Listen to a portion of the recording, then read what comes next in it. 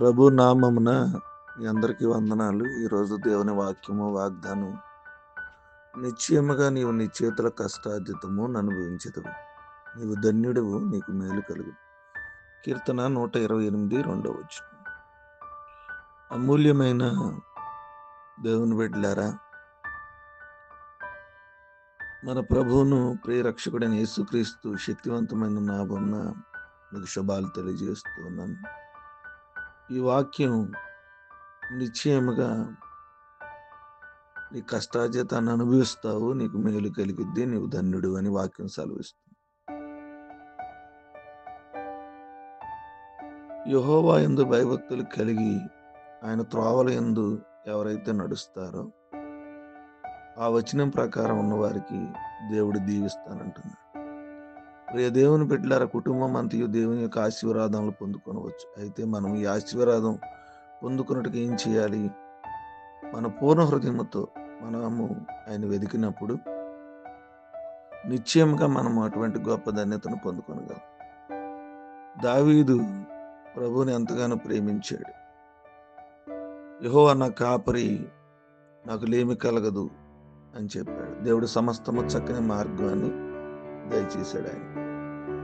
మన జీవితంలో దేవుని యందు భయం కలిగి ఆయన చిత్తాన్ని మనం వెతికినప్పుడు మన జీవితం ధన్యకరంగా ఉంటుంది. దేవుడు మనని ఐశ్వర్యము, అభివృద్ధి, నిత్యము మనకు తోడుగా ఉంటుంది. కనుకనే నేటి వాగ్దానం ద్వారా దేవుడు మనని దీవిస్తున్నాడు. కొద్ది మాటలు దేవుడు మన ఇంట్లో ఫలించి ఆశీర్వదించాలి. ప్రార్థన చేసుకుందాం.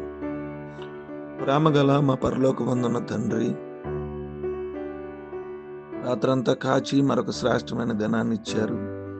ఈ వాగ్దానము మరియు ఆశీర్వాదాలకు కృతజ్ఞత నిండినటువంటి హృదయంతో మేము మీ వద్దకు వచ్చుచున్నాం. దేవా, నీవు మా కాపరిగా ఉండి మా అవసరాలను అన్నిటినీ సమృద్ధిగా అనుగ్రహిస్తున్నందుకు మీకు కృతజ్ఞతాస్తుతులు చెల్లిస్తున్నాం.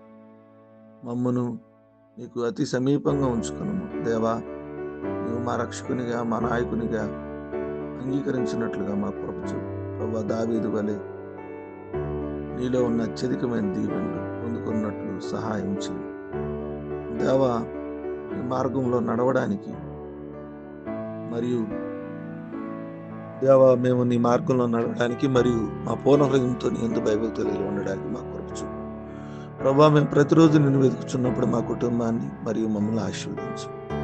దేవా, మా జీవితాల యొక్క సమాధానం, క్షేమం మరియు దైవికమైన కటాక్షంతో నింపి మేము వేచున్న ప్రతి అడుగులో మమ్మల్ని నడిపించుము మరియు నీ నీతి మార్గంలో నడిపించు. దేవా, ఈ దినమంతా కూడా మమ్మల్ని కాచి కాపాడి సంరక్షించుము. వివాహ దినాలు, పుట్టినరోజులు, అనారోగ్యాలు, ఆర్థిక సమస్యలు, శరీర బలహీనతలు ఉన్న ప్రతి విషయంలో నుంచి విడిపించి మీ కృప చూపించి ఈ దినమంతా కూడా మమ్మల్ని కాచి కాపాడి సంరక్షించి మీ ఆశీర్వాదంతో మమ్మల్ని యేసునామములో అడుగుచున్నాం తండ్రి. ఆమేన్.